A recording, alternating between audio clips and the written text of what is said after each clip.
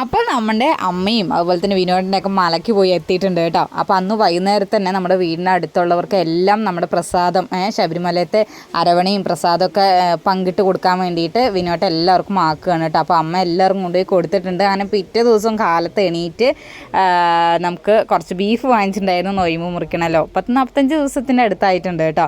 അപ്പോൾ ബീഫാണ് വാങ്ങിച്ചത്. അപ്പോൾ നൊയിമ്പ് മുറിക്കാമെന്ന് വിചാരിച്ചിട്ട് പിന്നെ കുളിയെല്ലാം കഴിഞ്ഞ് കഴിഞ്ഞപ്പോൾ നമുക്ക് നമ്മുടെ കസിൻസിന്, നമ്മുടെ മാമന്മാർക്കും അതുപോലെ തന്നെ എൻ്റെ വീട്ടിലും ചേച്ചിമാർക്കൊക്കെ ഒന്ന് പാക്ക് ചെയ്തു.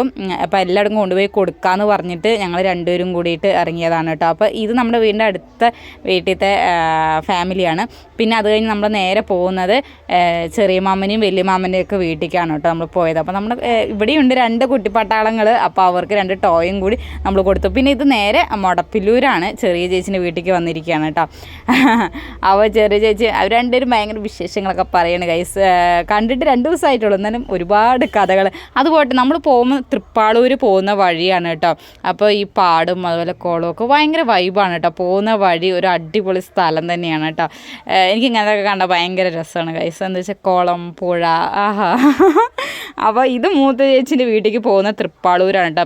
ഞാൻ പിന്നെ ബൈക്കിലായതുകൊണ്ട് അതാണ് ഭയങ്കര ഒരു ഇത് വരുന്നത് അല്ലേ, അതുകൊണ്ട് വലിയ രസമില്ല. പക്ഷേ എനിക്ക് പോകുമ്പോൾ ആ ഒരു തണുപ്പും പിന്നെ അത് എന്ത് മരമാണ് പോട്ടെ, അത് മറന്നു ഗൈസ്.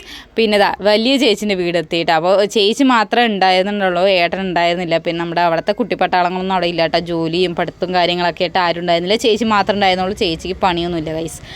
അപ്പോൾ പിന്നെ ഇവിടെ പ്രസാദമൊക്കെ കൊടുത്ത് അവിടെ നിന്ന് തന്നെ വേഗം തന്നെ എല്ലായിടത്തും നിന്ന് ഇറങ്ങിയിട്ട് അതിൽ നിന്നായിരുന്നു നിന്നില്ല. അപ്പം നമ്മുടെ കുട്ടിപ്പട്ടാളം വീട്ടിൽ ഒറ്റയ്ക്കല്ലേ. അപ്പോൾ നമ്മൾ വേഗം ഒരു ചായയും ഞാനൊരു പരിപ്പുവടയും ഏട്ടനൊരു ഉള്ളിവടയും കഴിച്ചിട്ട് നേരെ വീട്ടിലേക്ക് പോയത് 2 മണിയൊക്കെ ആയിട്ടുണ്ടായിരുന്നു കേട്ടോ. അപ്പോൾ ഗൈസ് നല്ല ടേസ്റ്റ് ഉണ്ടായിരുന്നു കേട്ടോ. കടികൾ നൈസായിട്ടുണ്ടായിരുന്നു. ആഹാ, അന്നൊക്കെ എവിടെ പോയാലും എന്നൊരു പതിവാണ് ഒരു ചായയൊക്കെ കുടിച്ച് പാസ്സാക്കുക എന്നുള്ളത്. അപ്പോൾ ബാക്കി ചുറ്റിലും കറങ്ങലൊക്കെ കഴിഞ്ഞു. അപ്പോൾ വേഗം തന്നെ വീടെത്തിയിട്ട് നമ്മുടെ രാവിലെ വെച്ച ബീഫ് കറിയും കൂട്ടിയിട്ട് നമ്മളൊരു പിടി ഇങ്ങോട്ട് പിടിച്ചു. വാവ്, കുറേ ദിവസമായില്ലേ. അപ്പോൾ അതിൻ്റേതായ ടേസ്റ്റും കാര്യങ്ങളൊക്കെ ഉണ്ടായിരുന്നു. അമ്മ വെച്ച കേട്ടോ, നൈസായിട്ടുണ്ട് ഗൈസ്.